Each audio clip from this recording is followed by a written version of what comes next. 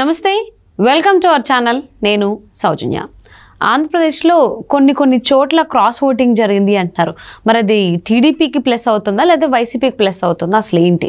మరి అంశానికి సంబంధించి మనతో మాట్లాడడానికి, వారి విశ్లేషణని మనతో పంచుకోవడానికి ఈరోజు మనతో పాటు ఉన్నారు Jai Bharat national party spokesperson Chiranjeevi Nayak ఉన్నారు. వారితో మాట్లాడదాం. నమస్తే అండి. నమస్తే. జై భారత్ అండి. ఆంధ్రప్రదేశ్లో 5 స్థానాల్లో క్రాస్ ఓటింగ్ జరిగింది అంటున్నారు. అది మ్యాక్సిమం టీడీపీకే ప్లస్ అవుతుందని కూడా అంటున్నారు. ఇది ఎంతవరకు వాస్తవం? అసలు ఒకవేళ అయితే ఎవరికి ప్లస్ అయ్యేటువంటి అవకాశం ఉందని మీరు భావిస్తున్నారు? అంటే క్రాస్ ఓటింగ్ అనేది జనరల్గా క్యాండిడేచర్ని బట్టి కొంత ఉంటుందండి. జనరల్గా కొంతమంది క్యాండిడేట్స్ కొంచెం సాఫ్ట్గా, పబ్లిక్తో బెటర్ ఇంటరాక్షన్ ఉండే, లోకల్గా ఎలాంటి అవినీతికి పాల్పడకుండా ఉండే కొంతమంది అభ్యర్థులు ఉంటారు అన్నమాట. సో వాళ్ళ విషయంలో పార్టీలకు అతీతంగా న్యూట్రల్గా ఆలోచించే వాళ్ళు కొంతమంది ఉంటారు. సో ఒక ఓటు ఎమ్మెల్యేకి పార్టీ అఫిలియేషన్ ఉన్నప్పుడు ఒక ఓటు ఎమ్మెల్యేకి ఇంకో ఓటు ఎంపీకి వేసేదానికి ఆస్కారం ఉంటుంది. తర్వాత కాస్ట్ కూడా ఒక రోల్ ప్లే చేస్తుంది క్రాస్ ఓటింగ్ వచ్చేసరికి. ఇప్పుడు మీరు ఆ 5 స్థానాలు ఏంటో నాకు తెలియదు, కానీ నేను పోటీ చేసిన నరసరావుపేట పార్లమెంట్ పరిధిలో ఈసారి ఒక్కొక్క పర్టికులర్ కమ్యూనిటీ ఒక పార్టీకి అనుకూలంగా ఓటేసింది అనమాట. జనరల్గా ఆ కమ్యూనిటీ లాయల్టీ వేరే పార్టీకి ఉండింది. ఈసారి వేరే ఎంపీ అభ్యర్థిగా వేరే వాళ్ళు ఉండటం వల్ల అక్కడ ఆ కమ్యూనిటీ ట్రెడిషనల్ ఓట్ బ్యాంక్ ఒక పార్టీగా ఉండి కూడా మా కమ్యూనిటీ అతను ఇక్కడ నుంచి ఎంపీగా పోటీ చేస్తున్నారని ఒక దాంతో లాయల్టీ స్విచ్ అయింది అనమాట. ఎంపీ ఓటు వేరే పార్టీకి వేసి ఎమ్మెల్యే ఓటు వేరే పార్టీకి వేశారు. సో ఇలాంటివి క్వైట్ ఆఫన్ జరుగుతూ ఉంటాయి. అండ్ ఇక్కడ కమ్యూనిటీ యాజ్ వెల్ యాజ్ ఒక క్యాండిడేచర్ యొక్క దట్ పబ్లిక్ ఇంటరాక్షన్ అవ్వండి, పబ్లిక్ కనెక్షన్స్ కానివ్వండి, లోకల్గా అతని క్యాడర్కు ఉండే క్యాడర్తో ఉండే సత్సంబంధాలు కానీ వీటన్నిటిని బేస్ చేసుకొని క్రాస్ ఓటింగ్ అనేది క్వైట్ కామన్ ఫినామినా అనమాట. అది ఈ ఎన్నికల్లో జరిగింది అనే దానికి స్పెసిఫిక్గా ఏం లేదు, కానీ ఎవ్రీ ఎలక్షన్లో ప్రతి ఏదో కాన్స్టిట్యున్సీలో క్రాస్ ఓటింగ్ అనేది జనరల్గా జరుగుతూ ఉంటుంది. అంటే ఈ క్రాస్ ఓటింగ్ జరగడం వల్ల వైసీపీ వాళ్ళు కొంచెం అంతర్మథనంలో ఉన్నారు, బట్ టీడీపీ వాళ్ళు మాత్రం మంచి జోష్లో ఉన్నారని కూడా టాక్ కనిపిస్తోంది. అంటే అది గెలిస్తే క్రాస్ ఓటింగ్తో ఒక్కదానితో గెలిచేదానికి ఆస్కారం ఉండదు కదా. సో క్రాస్ ఓటింగ్ జరిగినప్పుడు డెఫినెట్గా అది పార్టీ ప్రాస్పెక్ట్ని మార్చే అంతేం ఉండదు. జనరల్గా క్రాస్ ఓటింగ్ అనేది కొన్ని కాన్స్టిట్యున్సీస్లో కొన్ని సెగ్మెంట్లో ఎప్పుడైతే నెక్ టు నెక్ ఇప్పుడు పోటీ ఉంటుందో, ఫర్ ఎగ్జాంపుల్ ఇప్పుడు ఆంధ్రప్రదేశ్లో ఒక కూటమి ఇంకో పార్టీ ఉంది, ఇద్దరిలో ఎవరో పవర్లో ఒకళ్ళే రావాలి, అక్కడ నెక్ టు నెక్ ఫైట్ ఉండి 90-95 సీట్స్ వచ్చే పరిస్థితుల్లో ఉన్నప్పుడు క్రాస్ ఓటింగ్ ఒక ఫ్యూ అసెంబ్లీస్లో జరిగినప్పుడు డెఫినెట్గా ఈ జరిగే 4-5 క్రాస్ ఓటింగ్ జరిగి ఏదన్నా పార్టీ గెలవగలిగితే అప్పుడు ప్లస్ అవుతుంది. ఎప్పుడైతే వన్ సైడెడ్గా ఒక పార్టీ పవర్లోకి వస్తుంది అనే క్లారిటీ ఓటర్లో ఉంటుందో, క్రాస్ ఓటింగ్ మీద డిపెండ్ అయ్యి ఎన్నికలకు వెళ్ళేదానికి ఆస్కారం. కొంతమంది అభ్యర్థుల యొక్క ప్రాస్పెక్ట్ని బలంగా డిసైడ్ చేస్తుంది, కానీ ఓడిపోయే వాళ్ళని గెలిపిస్తుంది, గెలిచే వాళ్ళని ఓడిస్తుంది క్రాస్ ఓటింగ్.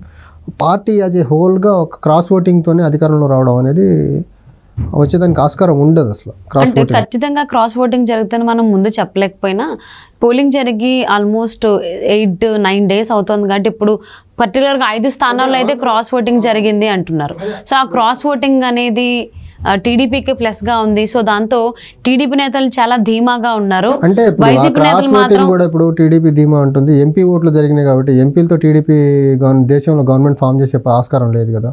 ఎంపీ ఓట్లు వస్తే మేబీ బీజేపీ ప్లస్ వచ్చింది. టీడీపీకి ఎంత సెంట్రల్ గవర్నమెంట్ నుంచి ఏదన్నా బెటర్ ఎంపీస్ వస్తే సెంట్రల్ గవర్నమెంట్ నుంచి బెటర్ బార్గెనింగ్ కోసం లేకపోతే కొంచెం బెటర్ పోర్ట్ఫోలియోస్ మినిస్ట్రీస్ తీసుకునే దానికి హెల్ప్ అవుతుంది. కానీ ఎంపీల్లో క్రాస్ ఓటింగ్ జరిగింది అనేది ఆ పర్టికులర్ పేపర్ ఆర్టికల్. ఎంపీలు జరిగితే కేంద్రంలో బీజేపీకి బలంగా ఉంటుంది తప్ప ఆంధ్రప్రదేశ్లో టీడీపీకి. ఇప్పుడు బీజేపీ కూటమిలోనే భాగం కదా. ప్లస్ అంటే సెంటర్లో ఇప్పుడు పర్టికులర్ పేపర్లో ఎంపీ అభ్యర్థులకి క్రాస్ ఓటింగ్ జరిగిందని ఉంది, కానీ ఎమ్మెల్యేల క్రాస్ ఓటింగ్ జరిగిందనేది ఎక్కడ లేదు. ఎమ్మెల్యేల క్రాస్ ఓటింగ్ జరిగి ఎమ్మెల్యేలు ఎక్కువ మంది గెలిస్తే దాన్ని టీడీపీకి బెనిఫిట్గా ఉంటుంది అది. సో ఆ పర్టికులర్ బీజేపీ కదా ప్లస్ కదా, బీజేపీ కూటమిలోకి భాగమే కదా. అదే కూటమిలో భాగం కాబట్టి నేషనల్ లెవెల్లో బీజేపీ గవర్నమెంట్ ఫామ్ అయ్యేదానికి బీజేపీకి కూడా ఈ రోజు దేశంలో వన్ సైడెడ్గా ఎలక్షన్ జరగట్లేదు, బీజేపీ కూడా రావాల్సిన మ్యాజిక్ ఫిగర్ ఓన్గా రావట్లేదు అనేది ఉంది. కాబట్టి అలాంటప్పుడు ఖచ్చితంగా ఇక్కడికి వచ్చి కూటమికి ఎన్ని ఎంపీ అభ్యర్థులు ఎక్కువ వస్తే బీజేపీకి అంత ప్లస్ అవుతుంది సెంటర్లో.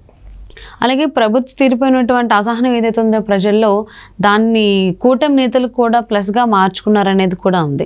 సో అందుకే క్రాస్ ఓటింగ్ వెళ్ళిందని కూడా అంటూ ఉన్నారు. మరి దేని గురించి మీరే అంటారు? అంటే ఒకటి ఇప్పుడు ప్రభుత్వం మీద ఖచ్చితంగా వ్యతిరేకత ఉన్నమాట ముమ్మాటికి నిజము. అది డెవలప్మెంట్ లేదు. క్యాపిటల్ విషయంలో వైసీపీ ప్లే చేసిన రోల్ ఏంటో అందరికీ తెలిసింది. అపోజిషన్లో ఉన్నప్పుడు ఒకలా రూలింగ్లోకి వచ్చిన తర్వాత 3 క్యాపిటల్స్ అన్నారు. 3 క్యాపిటల్స్ కూడా ఈరోజు జ్యుడిషియరీలో ఆగిపోయింది. అది తర్వాత జ్యుడిషియరీ ఎలాంటి రూలింగ్ వస్తుంది, సుప్రీంకోర్టు నుంచి ఎలాంటి జడ్జిమెంట్ వస్తుందో తెలియదు. వచ్చిన తర్వాత ఫ్యూచర్ యాక్షన్ ప్లాన్ ఎలా ఉంటుందో క్యాపిటల్ విషయంలో తెలియదు. క్యాపిటల్ ప్రాపర్గా డెవలప్ లేకుండా, క్యాపిటల్ మీద ఒక క్లారిటీ రాకుండా ఆంధ్రప్రదేశ్కి ఇన్వెస్ట్మెంట్స్ వచ్చే అవకాశాలు లేవు. ఇన్వెస్ట్మెంట్స్ రాకుండా డెవలప్మెంట్ జరిగేదానికి ఆస్కారం లేదు. ఎంప్లాయ్మెంట్ జనరేషన్ అయ్యేదానికి ఆస్కారం లేదు. At the same time Andhra Pradesh economic గ్రోత్కి చాలా ఎఫెక్ట్ అయ్యేదానికి ఆస్కారం ఉంటుంది. సో టీడీపీ ఈ పర్టికులర్ అంశాలని బలంగా తీసుకెళ్ళిందా అంటే నా పర్సనల్ ఒపీనియన్ ఖచ్చితంగా తీసుకెళ్ళలేదు. ఎందుకంటే జగన్మోహన్ రెడ్డి అపోజిషన్లో ఉన్నప్పుడు టైమ్ అండ్ అగైన్ అసెంబ్లీలోనే సాక్షాత్ చెప్పిన మాట ఏంటి, రాజధాని అమరావతిగానే ఉండాలి, సెంట్రల్ ప్లేస్ ఆఫ్ ఆంధ్రప్రదేశ్లో ఉంది, ఈ ఉన్న ల్యాండ్ 33 ఎకరాలు ఎక్వైర్ ఏదైతే చేస్తున్నారో అది సరిపోదు, ఎంతకంటే ఎక్కువ ల్యాండ్ ఇంకా తీసుకుంటే బాగుంటుందని అంతలా అమరావతి క్యాపిటల్ని సపోర్ట్ చేసిన జగన్మోహన్ రెడ్డి 2019 ఎన్నికలకు వెళ్ళి నాటికి నేను ఇల్లు ఇక్కడే కట్టుకున్న, రాజధాని ఇక్కడే ఉంటుందని నమ్మబలికిన వ్యక్తి ఆయన 3 రాజధానులని పెద్ద డ్రామా తెరదీసి ఉన్న రాజధానిని 3 ముక్కల ఆట ఆడుతున్న క్రమంలో దాన్ని ఉధృతంగా మొన్న ఎలక్షన్ క్యాంపెయిన్లో టీడీపీ కూటమి దాన్ని అంత ఇంటెన్స్గా వాడలేకపోయింది. కారణాలు ఏంటో నాకు అర్థం కాదు. నాకు ఎలా అర్థం అవుతుందంటే పర్టికులర్ ఆస్పెక్ట్లో ఇప్పుడు మళ్ళీ మేము అమరావతి అంటే జగన్ 3 రాజధానులు అంటున్నాడు కాబట్టి ఉత్తరాంధ్రలో మాకు సీట్లు తగ్గుతాయేమో, ఎగ్జిక్యూటివ్ క్యాపిటల్గా విశాఖను వ్యతిరేకిస్తున్నాం అనే క్రమంలో, లేకపోతే కర్నూలుని జ్యుడిషియరీ క్యాపిటల్గా మేము వ్యతిరేకిస్తున్నాం అని చెప్తే రాయలసీమ ప్రాంతంలో మాకు ఏమైనా సీట్లు తగ్గుతాయేమో ఒక ఇన్సెక్యూర్ ఫీలింగ్ కూటమిలో ఉండటం వల్ల ఆ పర్టికులర్ టాపిక్ని రేజ్ చేయలేదేమో అని నాకు పర్సనల్గా అనిపిస్తుంది. బట్ జగన్మోహన్ రెడ్డి ఫెయిల్యూర్స్ ఏవైతే ఉన్నాయో వాటిని ఇంటెన్స్గా టీడీపీ ఈ పర్టికులర్ అంశాన్ని మాత్రం టీడీపీ కానీ కూటమి కానీ, బీజేపీ అయితే పొరపాటున ఎక్కడ ఒక మాట కూడా మాట్లాడాలి. పర్టికులర్లీ జగన్మోహన్ రెడ్డి ఫెయిల్యూర్స్ మీద నరేంద్ర మోదీ కానీ అమిత్ షా కానీ క్యాంపెయిన్స్కి మీటింగ్స్కి వచ్చారు. కానీ జగన్మోహన్ రెడ్డి చేసిన అరాచకాల మీద, అరాచక పాలన మీద బీజేపీ కూడా కొంచెం సాఫ్ట్గానే ఉంది. ఓకే. సో అంత సాఫ్ట్గా క్యాంపెయిన్ చేయాల్సిన అవసరం లేదు. అదే బీజేపీ 2019 ఎన్నికల్లో టీడీపీ బీజేపీ కూటమి నుంచి ఎన్డీఏ నుంచి బయటకు వచ్చిన తర్వాత చంద్రబాబు నాయుడు గారి విషయంలో చాలా అటాక్, చాలా ఫ్రంటల్ అటాక్ చేశారు. ఆ కైండ్ ఆఫ్ అటాక్ మళ్ళీ రీజాయిన్ అయినప్పుడు టీడీపీ బీజేపీ జనసేన మళ్ళీ కలిసి పోటీ చేస్తున్నప్పుడు జగన్మోహన్ రెడ్డి విషయంలో అంత ఇంటెన్స్గా అటాక్ చేయాలి, పొలిటికల్ అటాక్. అంటే పోలింగ్కి ఫ్యూ డేస్ ముందుగా రాజమండ్రి వచ్చారు ప్రధాని మోదీ, అండ్ దానికంటే ముందు అమిత్ షా కూడా వచ్చారు ఏపీకి. సో అప్పుడైతే ఇలాగా టార్గెట్ చేశారని అయితే చేశారు. కానీ అది సాఫ్ట్ టార్గెట్, చేయాల్సినంత చేయలేదు. ఆంధ్రప్రదేశ్లో జరుగుతున్న డ్యామేజ్ గురించి ఇలా, ఆంధ్రప్రదేశ్లో దేవాలయాల మీద జరుగుతున్న ఏదైతే ఆ రిలీజియస్ అటాక్ ఏదైతే ఉందో దాని మీద పెద్దగా మాట్లాడలేదు బీజేపీ. క్యాపిటల్ విషయంలో మాట్లాడాల. తర్వాత ఆంధ్రప్రదేశ్కి సంబంధించిన పోలవరం ఆల్మోస్ట్ 2019 దగ్గర ఎక్కడ ఆగిందో అక్కడే ఉంది, దాని మీద మాట్లాడాల. పూర్తి చేయలేదని మాత్రం ఒక స్టేట్మెంట్ ఇచ్చారు తప్ప. సార్ జగన్మోహన్ రెడ్డి డెవలప్మెంట్ పరంగా ఒక ఇటుక పెట్టలేదు, ఒక ఇటుక తీసుకొచ్చి ఆంధ్రప్రదేశ్ డెవలప్మెంట్ కేసీఆర్ అనేదానికి లేదు. సో ఇలాంటివి ఇంటెన్స్గా చేయాల్సినంత చేయలేదు. Failure chief minister Jaganmohan Reddy, దాంట్లో నో డౌట్ ఎట్ ఆల్. ఆ ఫెయిల్యూర్స్ని జనాలు తీసుకున్నంత సీరియస్గా కూటమి తీసుకోలేదని నా క్యాంపెయిన్లో అర్థమైంది. సో మరి కారణాలు ఏవైనా కానీ క్రాస్ ఓటింగ్ అయితే 5 స్థానాల్లో జరిగింది అంటున్నారు. సో దాంతో తెలుగుదేశం నేతలు అయితే ధీమాతో ఉన్నారు, బట్ వైసీపీ నేతలు అయితే ఒక అంతర్మదనలో ఉన్నారన్నట్టుగా వినిపిస్తుంది. మరి రిజల్ట్స్ వరకు వెయిట్ చేద్దాం అసలు ఏంటి అనేది.